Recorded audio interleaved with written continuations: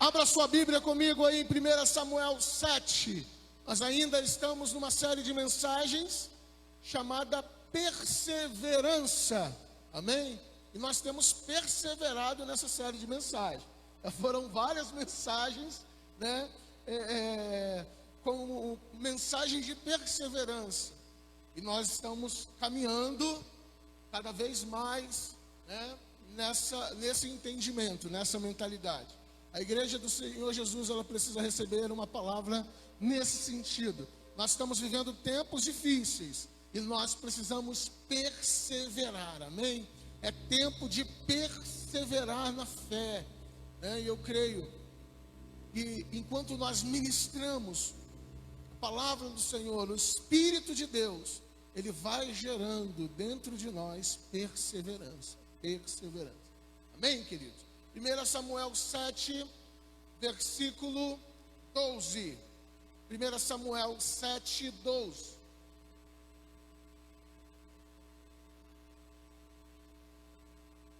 Você que está sem Bíblia, pode estar acompanhando no telão, aqui atrás, ok?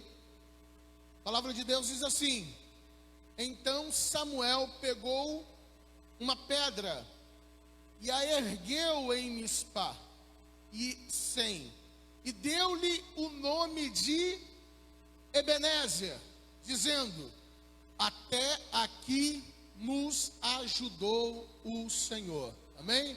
Vamos ler juntos, que está aqui na tela? Volta para mim, Felipe, por favor. Vamos juntos? Então Samuel pegou uma pedra e a ergueu em Mispá e Sem, e deu-lhe o nome de Ebenezer, dizendo: até aqui o Senhor nos ajudou. Amém? Você pode dizer isso, né? Com bastante convicção, certeza. Olha, até aqui o Senhor me ajudou. Mas não é falar da boca para fora, queridos, é declarar, sabe, entendendo e lembrando do que o Senhor tem feito na sua vida. É verdade, até aqui o Senhor me ajudou. Amém? Feche seus olhos em nome de Jesus. Peça ao Espírito Santo para que Ele traga, sabe, a luz da sua palavra ao teu coração, aos nossos corações. Peça ao Espírito Santo nesse momento. Ele é o único, Ele é o único. Pode nos convencer, Ele é o único que pode sim trazer a revelação, a iluminação da sua palavra para nós. Só Ele pode, só Ele pode trazer sentido às palavras que foram entoadas aqui. Só Ele traz sentido, só Ele pode trazer sentido para cada palavra pronunciada das Sagradas Escrituras. Obrigado, Espírito Santo, pela Tua presença, primeiramente nesse lugar. Muito obrigado. A Tua presença nos constrange, nos traz alegria. A Tua presença mexe com a gente, Senhor. Mexe com as nossas estruturas. A Tua presença, Senhor, faz o ambiente mais leve.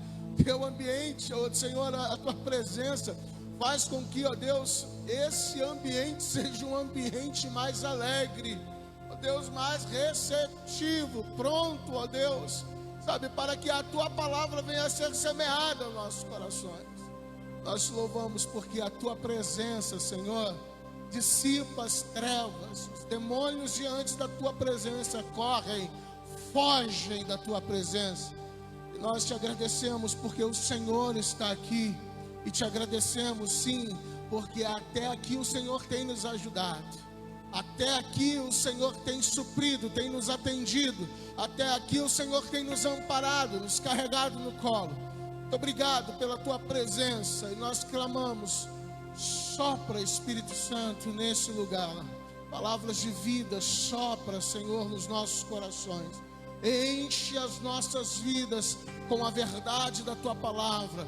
Transforma, Senhor, transforma-nos, Senhor, segundo a imagem do Seu Filho Jesus Cristo, nosso irmão mais velho. Sopra vida, sopra, Senhor, a Tua palavra de vida aos nossos corações. Nós oramos em nome de Jesus, amém e amém. Olhe para a pessoa que está ao seu lado e diga para ela assim: ainda há esperança. Diga para ela: ainda há esperança. A mensagem de hoje tem como tema esse que nós acabamos de falar agora. Ainda existe esperança. Nós estamos vivendo sim tempos em que, insiste em querer nos convencer de que não há mais esperança, né, para o caos em que o mundo tem vivido, né? Infelizmente, as circunstâncias particulares das nossas vidas insistem em nos convencer que não tem mais jeito. Eu não sei, o que tem sido soprado no seu ouvido. Eu não sei, o que tem tentado te convencer de que não tem mais jeito. Uma coisa eu tenho a te dizer, é que ainda existe esperança. Amém? Ainda existe esperança. Queridos, um dos relatos mais trágicos do Antigo Testamento encontra-se nos primeiros capítulos do primeiro livro de Samuel. Esse que nós acabamos de ler agora. Um dos relatos mais trágicos. Nós acabamos, nós acabamos de ler o contexto, uma parte desse contexto. Nós acabamos de ler, nesse momento, algo que celebra a vitória do povo de Deus contra os filisteus. O que você acabou de ler agora, sim, já é o resultado final da vitória que o Senhor estabeleceu e liberou sobre o seu povo. Mas eu preciso dizer para você que nos contextos, nos primeiros capítulos, você vai observar questões trágicas acontecendo. E eu creio, irmãos, que um dos relatos mais trágicos do Antigo Testamento encontra-se aqui nos primeiros capítulos do primeiro livro de Samuel. Entenda uma coisa: o povo de Deus, foi atacado e derrotado pelos filisteus, ok? Eu quero relatar um pouquinho o contexto, para que você possa entender aonde queremos chegar com essa palavra. Importante que você entenda que o povo de Deus, ele foi atacado e derrotado pelos filisteus, nos derredores de Ebenezer. Essa palavra Ebenezer, querido, que nós conhecemos, era um local. Na verdade, era um vilarejo de Efraim, né? Ebenezer é o local aonde o povo de Deus foi encurralado e sofreu uma derrota terrível, seríssima. Mais de 30 mil, queridos, mais de 30 mil pessoas foram mortas nesse lugar chamado Ebenezer. E mais, não só houve essa tragédia de 30 mil pessoas, 30 mil israelitas mortos, mas uma outra tragédia terrível: a Arca da Aliança havia sido levada pelos inimigos, pelos filisteus, aqui em Ebenezer. E isso acabou trazendo uma comoção, muito grande em todo o povo. Você já deve ter ouvido falar do sacerdote Eli, né? O sacerdote Eli, nesse tempo, já estava muito velho, muito gordo, né? Mais gordo do que eu. Imagina como que ele estava, né? O profeta já estava gordo, velho. E aí, queridos, essa tragédia, ao ele receber essa notícia, na verdade, do fracasso na batalha, da morte dos seus filhos, da Arca da Aliança sendo levada, ele acabou caindo e morrendo. Nós conhecemos. Estava sentado, quando um homem chega, um sobrevivente da guerra, chega e conta para todos o que havia acontecido.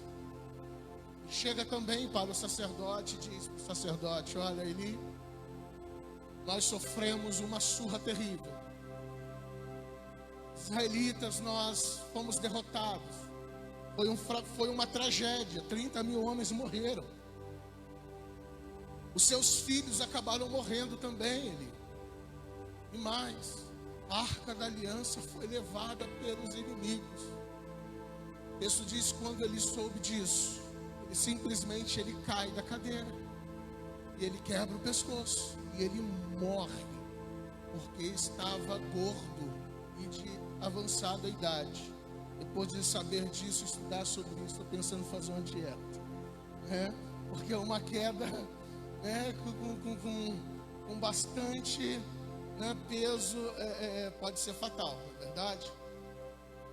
Interessante também, irmãos, essa tragédia foi algo que mexeu tanto com o povo, que a nora de Eli, ao saber disso, ela, no mesmo instante, ela entra em trabalho de parto, e ela acaba gerando filho naquele momento. Tamanho a dor, tamanho o sofrimento, sabe, pela notícia tão trágica. E ela dá à luz uma criança, a parteira mostra para ela, olha, é uma criança bonita, olha só, qual é o nome dessa criança? E ela diz, põe, e acabou. Acabou. Ou Icabode, né? Também conhecida, né? Icabô ou Icabode, está no mesmo, ok, irmão? Né? Nome. E o que ela estava querendo dizer? Que a glória de Israel se foi, acabou. Repara, queridos, a tragédia que eles estavam vivendo, havia perdido a esperança, não havia mais jeito, tanto que a nora de Eli diz, olha, acabou a esperança, foi-se a esperança de Israel.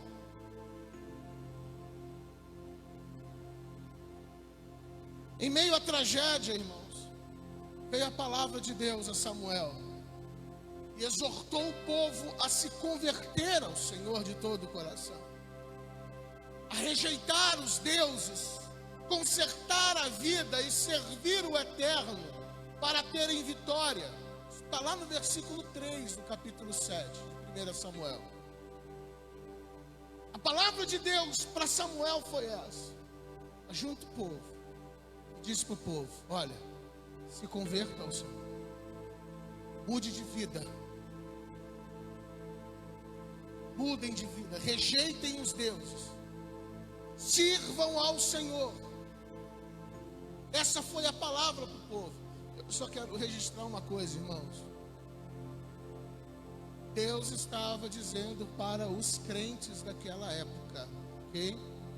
Deus estava dizendo para a igreja daquela época, porque Deus estava falando para o seu povo. Deus não estava falando para os povos das outras nações. Deus estava falando para o seu povo. Estava trazendo uma palavra de conserto para casa. Uma palavra não só de conserto, mas uma palavra também de conversão. Mudança de atitude, de trajetória. O povo estava em rebeldia, como nos dias de hoje, queridos, quando muitos alimentam rebeldia dentro da casa do Senhor.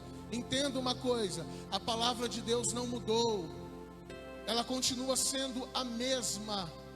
Converta-se, arrependa-se, é a mesma palavra. E aí, queridos, assim aconteceu. O povo se arrependeu, o povo começou a mudar de vida, se converter, a rejeitar os deuses, e começaram sim agora a olhar para o Senhor novamente, a se dedicar ao Senhor, a servir ao Senhor.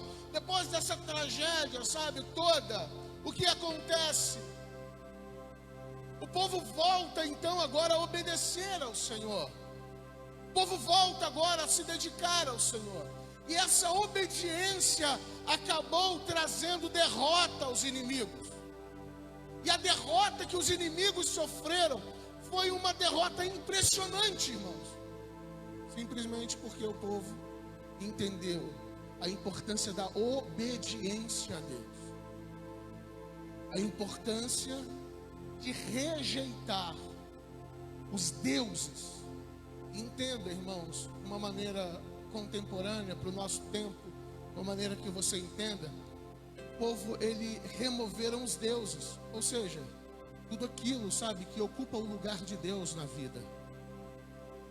Os deuses desse século, irmãos, os deuses desse tempo, é tudo aquilo que ocupa o lugar de Deus na sua vida, na minha vida. Isso é Deus, isso é ídolo. Então, essa mensagem é para nós, amém?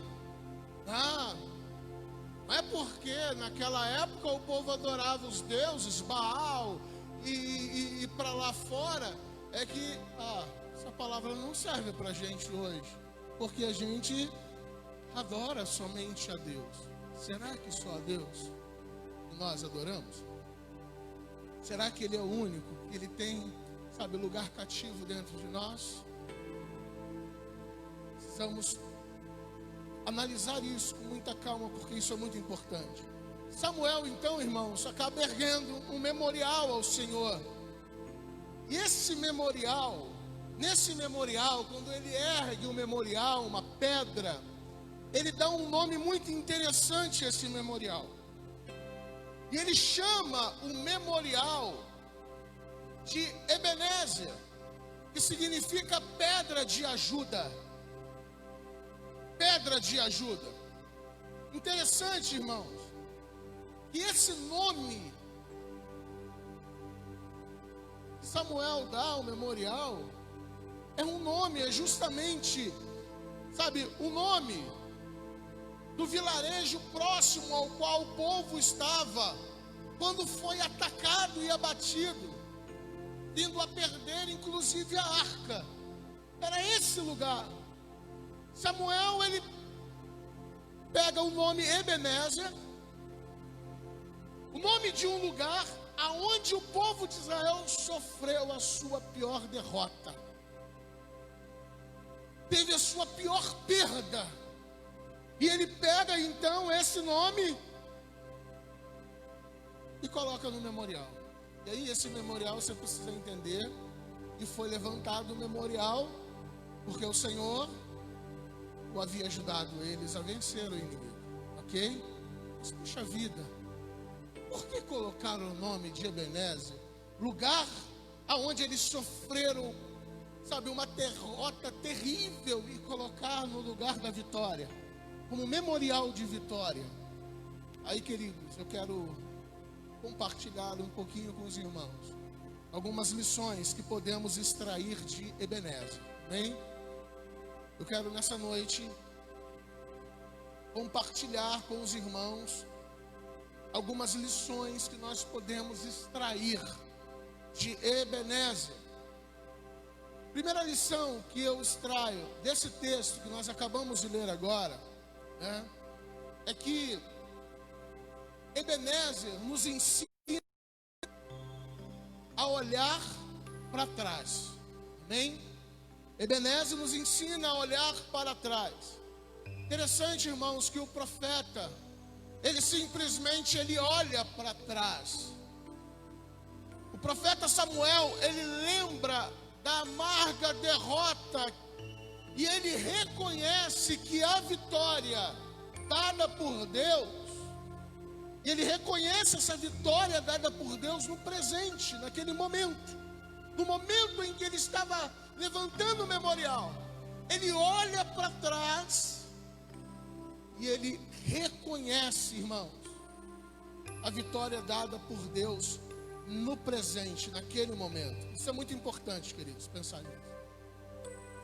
Muito importante.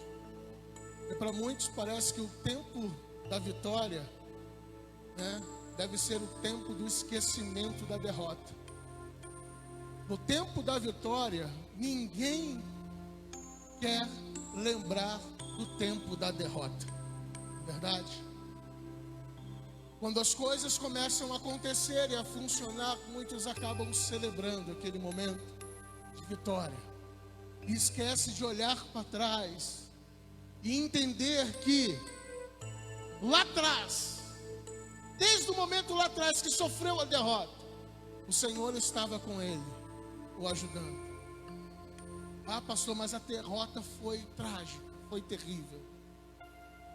Mas Samuel entendia uma coisa: Samuel era grato ao Senhor, sabe por quê? Porque ele reconhecia que desde lá de trás, o Senhor o havia ajudado.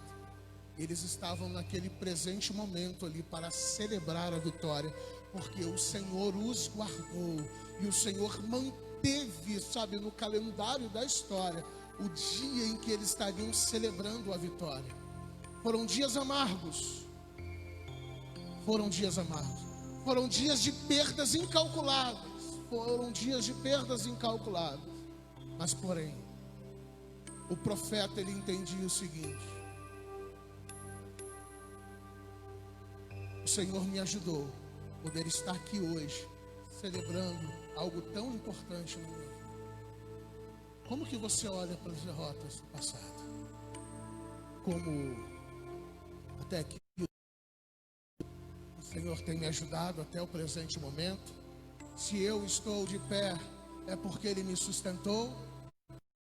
E não passaram por derrotas terríveis na vida? Quantos não passaram por tribulações, por tormentas terríveis, decepções, e estão hoje aqui? Isso é sinônimo de que o Senhor te ajudou, sim ou não? O Senhor nos ajudou e nós estamos aqui.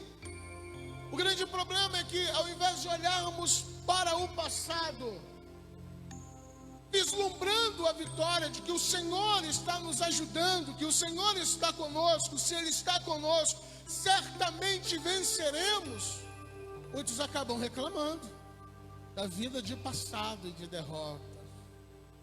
E olha para trás, veja os exemplos poderosos. Tire exemplos do seu passado, tire exemplos, porque o Senhor tem te sustentado, amém? Talvez pareça, irmãos, estranhos dar ao memorial da vitória o nome do local da derrota, o vilarejo Ebenezer. Poderíamos até mesmo imaginar que o nome mais apropriado seria Mispá, não é verdade? Onde Samuel sacrificou ao Senhor e o povo encontrava, quando atacado novamente pelos filisteus, obteve estrondosa vitória. Poderia ter colocado o nome de Mispá, mas não. Ou ainda ele poderia ter colocado o nome de Betcar, onde os últimos inimigos foram perseguidos e finalmente derrotados. Mas o nome do memorial foi Ebenezer, onde sofreram a primeira e terrível derrota. Entenda uma coisa, quando Samuel ele ergue o memorial, parece que ele enxerga a mão de Deus, não apenas na vitória, mas também na derrota, amém? Não apenas a mão de Deus no momento de consolo, mas também a mão de Deus no momento da disciplina. Momento de consolos, vitória. Momentos da disciplina, muitas vezes analisamos como derrota. Mas Samuel, ele via as mãos do Senhor, sabe, também na disciplina. E não via também a mão do Senhor somente quando ele abraçava, irmãos. Mas Samuel via a mão de Deus, sabe, quando o Senhor o corrigia.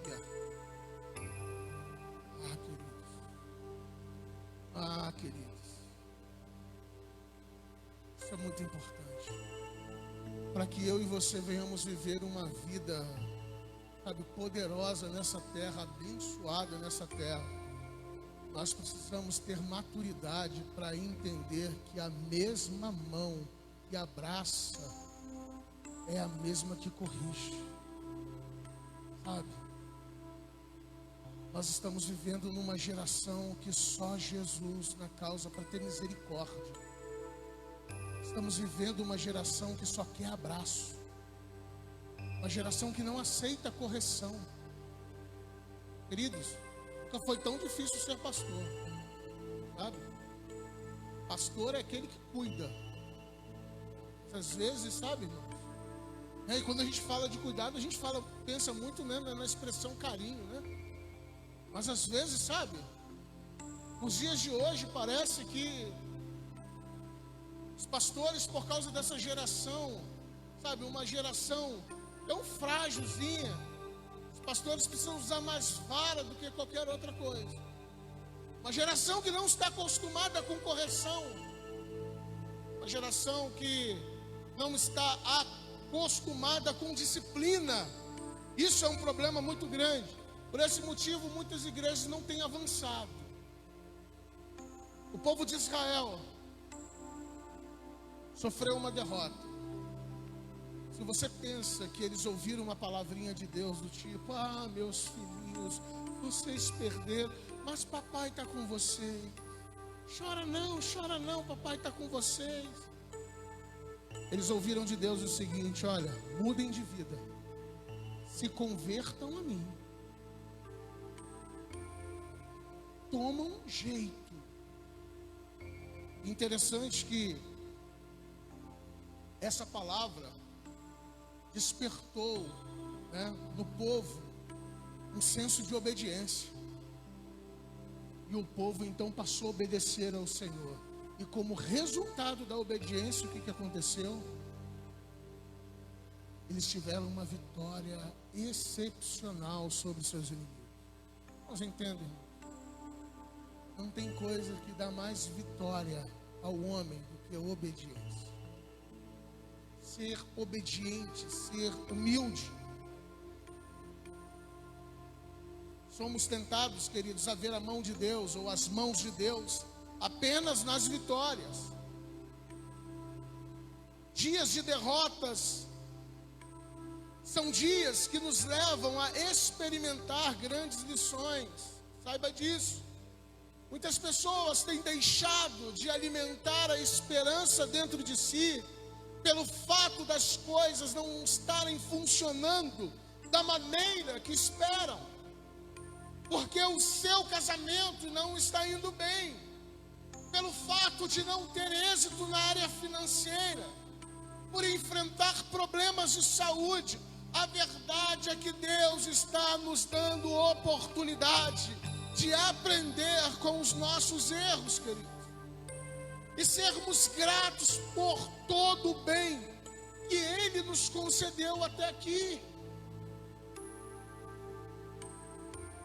Dias de derrotas, dias de problemas, denuncia sim os nossos erros, mostram as consequências muitas vezes das nossas escolhas, até a saúde. Mas como assim? Até a saúde.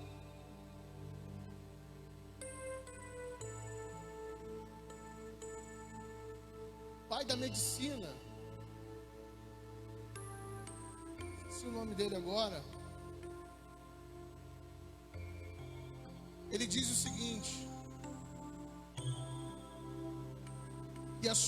que o seu alimento seja a sua saúde, que a sua saúde seja o seu alimento. Hipócrates. Ele diz isso. E aí, queridos, muitas vezes a gente quer ter uma saúde de ferro boa comendo porcaria, não é verdade? Comendo os docinhos da vida, E aí come aqueles docinhos maravilhosos. Quando vai jejuar, 24 horas de jejum, parece que a cabeça vai explodir. Tá calor, desce aquele refrigerante gelado, toma, que maravilha. E aí vai jejuar. Quando vai jejuar, 24 horinhas de jejum, a cabeça começa a dar pontada. Por quê? Simplesmente por causa de uma péssima alimentação que muitas vezes nós acabamos tendo. Então, queridos, são consequências. Dias de derrotas apontam para consequências. É lógico que existem algumas provas que o Senhor nos permite submeter. Mas, queridos, entendam uma coisa: certamente o que plantarmos, nós vamos colher. Isso é certo,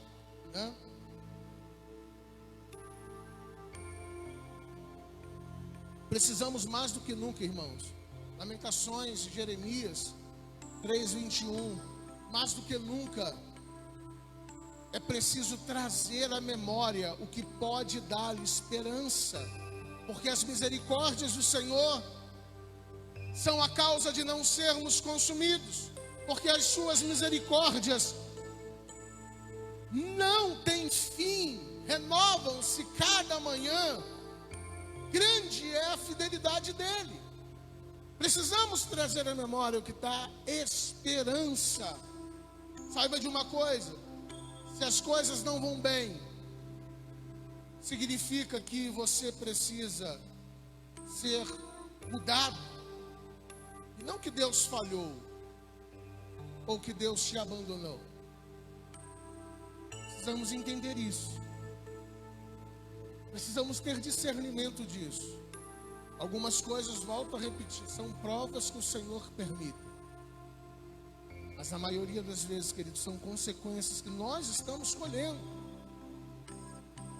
Isso fica muito claro no estilo de vida que os israelitas escolheram para viver no passado.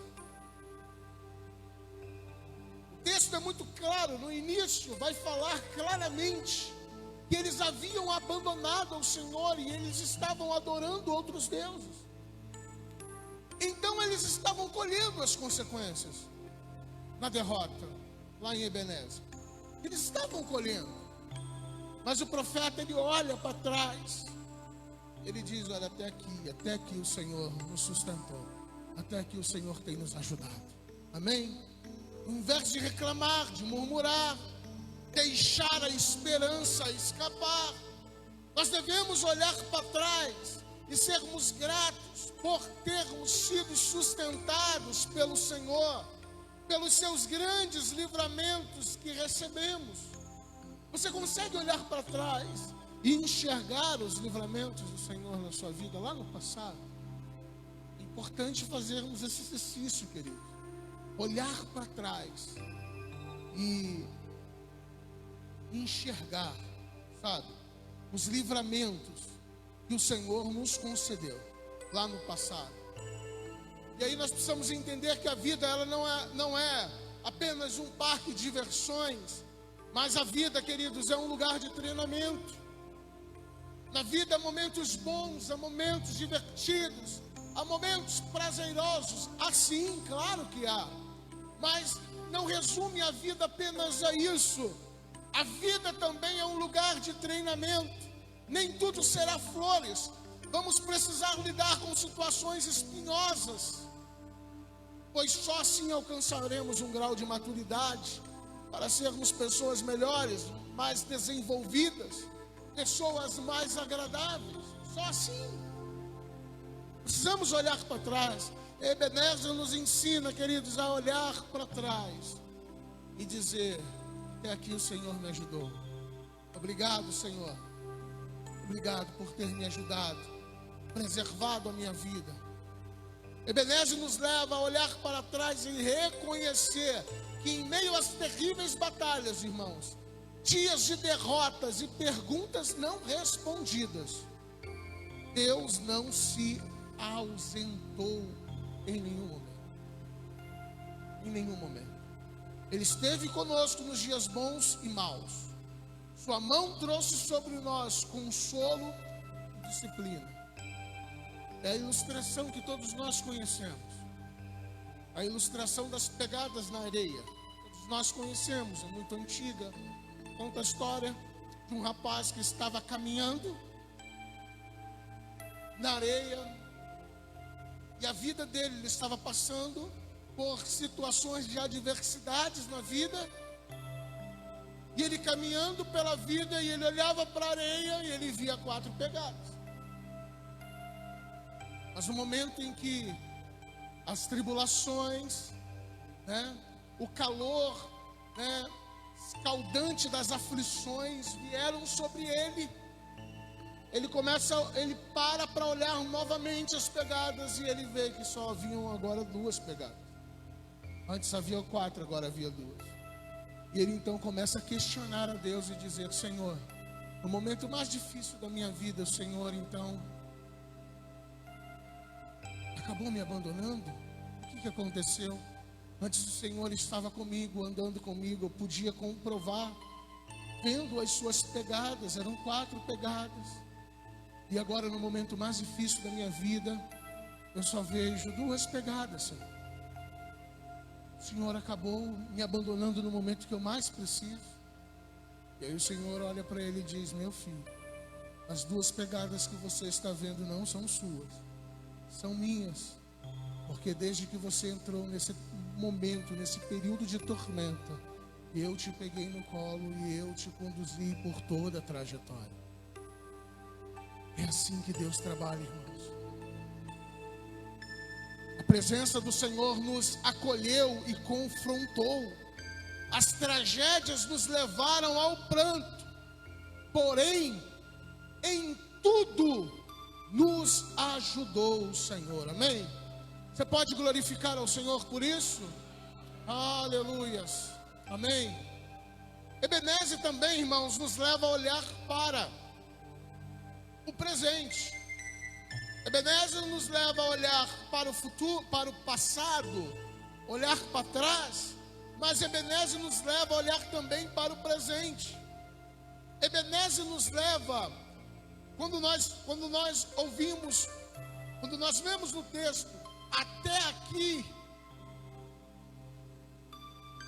isso significa que Ebenezer nos leva a olhar também para o dia presente. Porque até aqui, até o...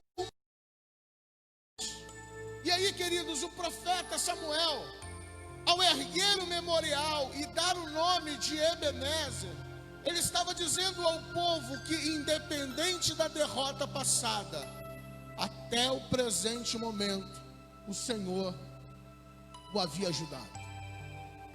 Até o presente momento, o Senhor o havia ajudado.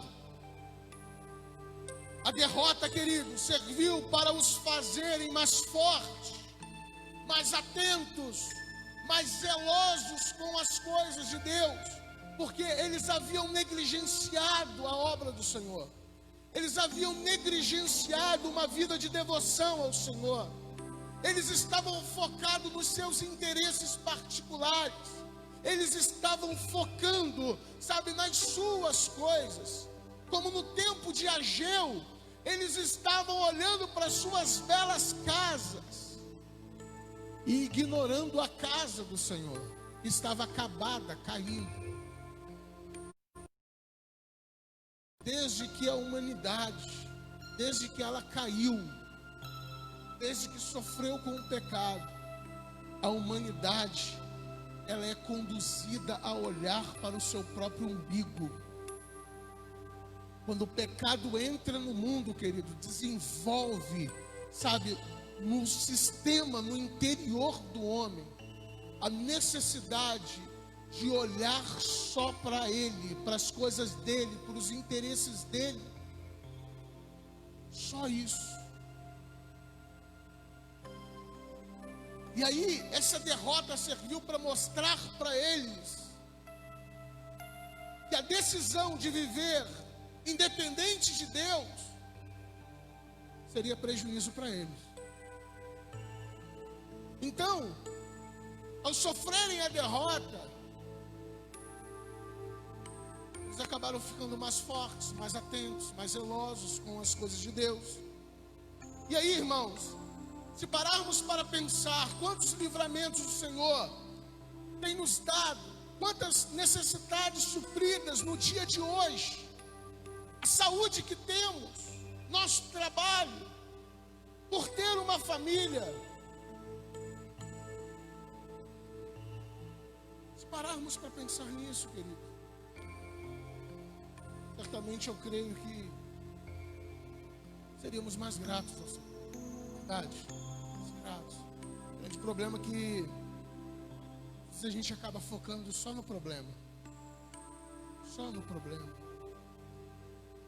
Vira e mexe, eu tenho a oportunidade de observar as pessoas. Vira e mexe, vem à minha mente o seguinte: puxa vida, quantas pessoas estão passando por situações complicadas, né?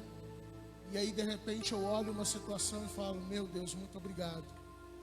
Porque a vida que o Senhor tem permitido que eu viva hoje, tem sido muito melhor do que muitas pessoas têm vivido. Sabe? Muito obrigado, Senhor. Mas parece, queridos, que as pessoas desse tempo, dessa era, elas só pensam em reclamar do dia presente. Ah, está faltando dinheiro. Ah, está faltando isso. Ah, eu queria aquilo. Esquecem de agradecer ao Senhor pelo que o Senhor já tem concedido. Até o dia de hoje vemos Deus em sua infinita misericórdia e graça, paciência e bênção, sua proteção e guarda. Até o dia de hoje nós temos visto isso, irmãos. O salmista declara que do Senhor vem o livramento e que a sua bênção está sobre o seu povo. Está lá em Salmos 3, verso 8. Até declara, do Senhor vem o livramento e a sua bênção está sobre o teu povo. Está falando sobre algo presente, atual. Salmista, Salmo 103, capítulo 2, verso 2, diz: bendiga o Senhor a minha alma, não esqueça nenhuma de suas bênçãos.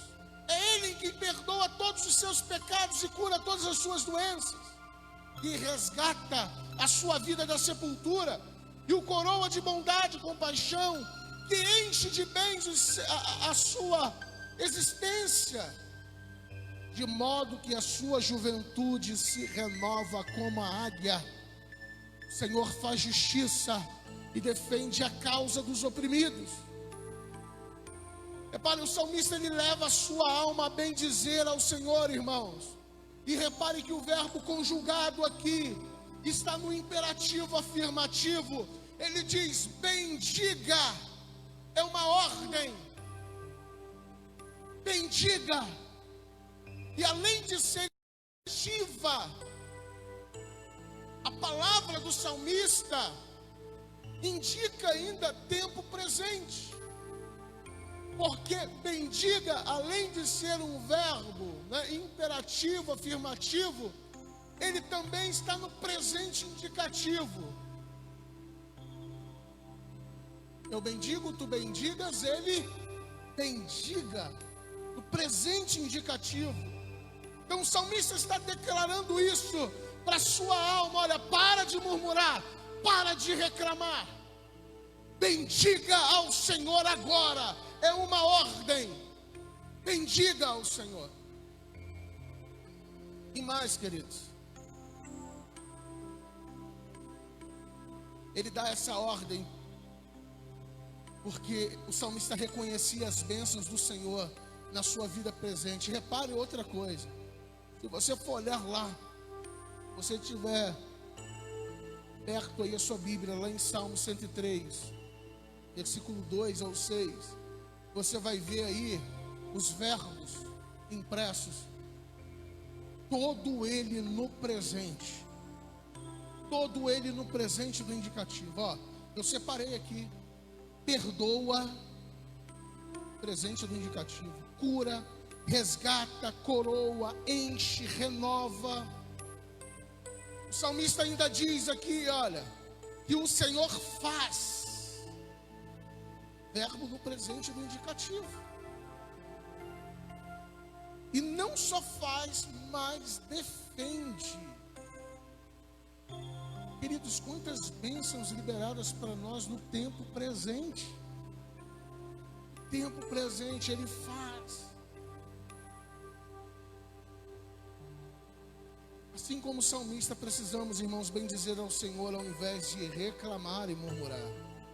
Quem murmura, reclama e é descontente, anula as bênçãos do Senhor para a sua vida presente e futura. Tenha certeza disso.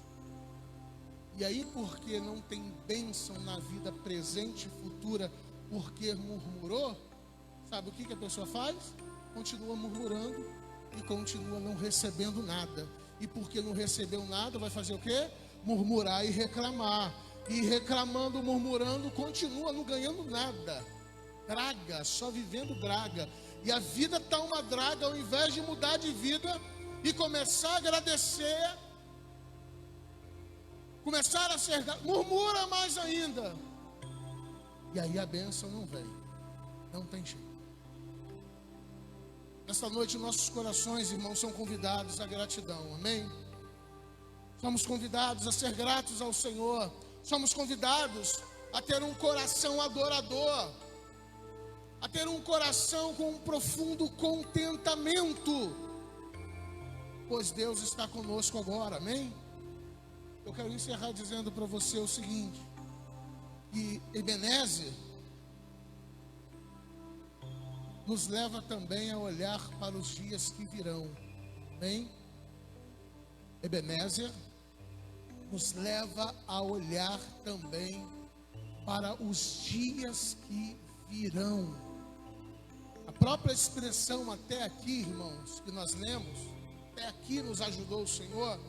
Essa própria expressão aí, ó, até aqui, indica, presta atenção, que a jornada ainda não está completa. Indica uma jornada ainda incompleta. Olha, até aqui o Senhor nos ajudou, até aqui.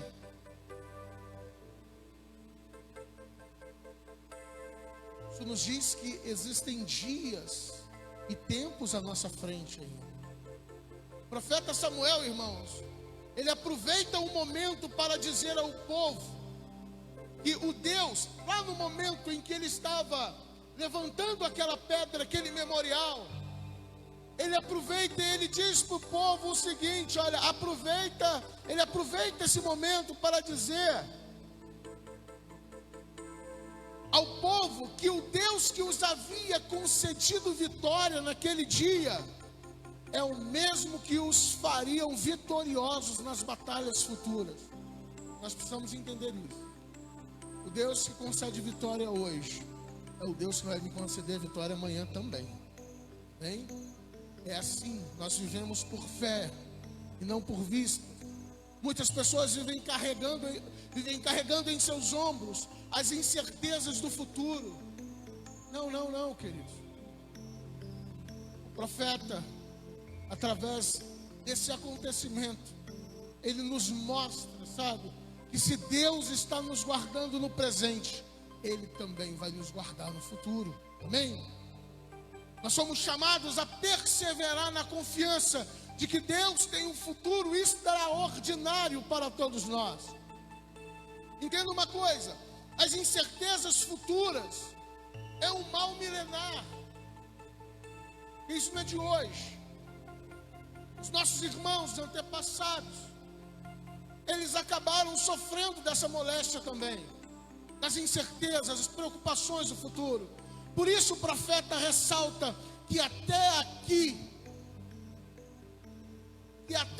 não é sinônimo de uma jornada completa. Se nos ajudou até aqui é porque deseja nos ajudar até a nossa última existência nessa terra. Entenda uma coisa, Ele esteve conosco até hoje, e amanhã não vai ser diferente, Ele vai estar conosco. Amém? Você precisa crer nisso e viver dessa maneira. Caso contrário, queridos,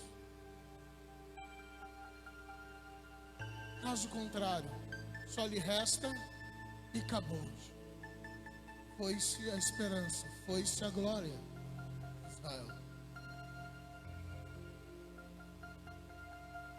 Podemos contar com a sua misericórdia, perdão, ensino e disciplina. Não só hoje. Repare, irmãos, que o profeta Jeremias, olha só, ele diz aos judeus no exílio babilônico, ele fala para os judeus no exílio babilônico os planos que Deus tinha para ele. Jeremias 29:11, conhecendo. Porque sou eu que conheço os planos que tenho para vocês, diz o Senhor, planos de fazê-los prosperar e não de causar danos, planos de dar a vocês esperança e um futuro. Entenda uma coisa, o profeta estava falando a respeito dos planos futuros que Deus tinha para aquela geração, ok? Agora, você precisa saber que aquela geração não estava passando tempos bons. Eles não estavam vivendo, sabe, na sua plenitude, na sua alegria. Eles não estavam vivendo tempos bons no presente. Mas o Senhor disse para eles: olha, o futuro de vocês é de prosperidade e paz. O que acontece? Por causa justamente da desobediência, pelo fato de adorar ídolos e virar as costas para Deus, por causa da rebeldia do povo, o que acontece? Os judeus foram capturados e escravizados por 70 anos pela Babilônia, pelo rei Nabucodonosor. O povo achava, os profetas da época, os falsos profetas, diziam que eles iam ficar só 2 anos no exílio. E aí Deus usa o profeta Jeremias a falar para eles: ó, nada de 2 anos, vocês vão ficar 70 anos aí. Mas só que tem um detalhe: só eu sei os planos que tenho a respeito de você. Deus não estava dizendo que eles iam ficar 70 anos porque Deus está virado com eles, chateados, porque eles haviam desobedecido e estavam colhendo as consequências. Não. Deus olha com olhos de amor para eles e diz: olha, eu lamento muito dizer, mas serão 70 anos e não 2 anos. Mas olha só eu sei os planos que tenho a respeito de vocês. Planos de paz e não de mal, para vos dar o fim que desejais. E eu tenho planos de paz. Repare, queridos, que mesmo o povo vivendo, mesmo o povo desobedecendo a Deus e vivendo em rebeldia, o Senhor diz para eles: olha, o futuro de vocês, o futuro que eu tenho para vocês é poderoso, é glorioso, é muito bom. Amém, queridos? Ebenezer nos faz olhar para frente, para o futuro. Para o futuro. Deus é Deus para garantir nosso futuro, irmão. Jeremias 10, 23 diz: eu sei, Senhor, que não está nas mãos do homem o seu futuro. Não compete ao homem dirigir os seus passos. Porque quem garante o futuro do homem é Deus. Amém? Quando coloca nas mãos dele. Então o profeta está dizendo: ah, Senhor, eu sei que não está nas mãos do homem o seu futuro. Não compete ao homem dirigir os seus passos. Irmãos, é preciso se atentar para algo muito importante quando se refere ao futuro. Isso é muito importante. Salmos 37, 37, registra isso. Salmos 37, 37. Considere o íntegro, observe o justo. Há futuro para o homem de paz, mas todos os rebeldes serão destruídos. Futuro para os ímpios nunca haverá. O salmista, quando se refere aqui, irmãos, ao ímpio, está falando a respeito do homem mau, do homem perverso. E essa palavra, ela se atenta, inclusive, ela se aplica no seu original, né? A pessoa criminosa, culpada, né? Culpado de crime, perverso, hostil a Deus, culpado de pecado contra Deus e o homem. O salmista diz que para esses o futuro é de destruição. Ah, graças a Deus, eu não sou criminoso. Nós vivemos pela misericórdia de Deus, irmãos.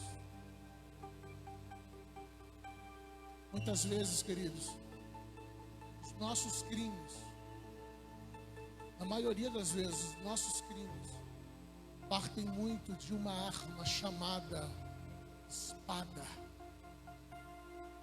conhecida como língua.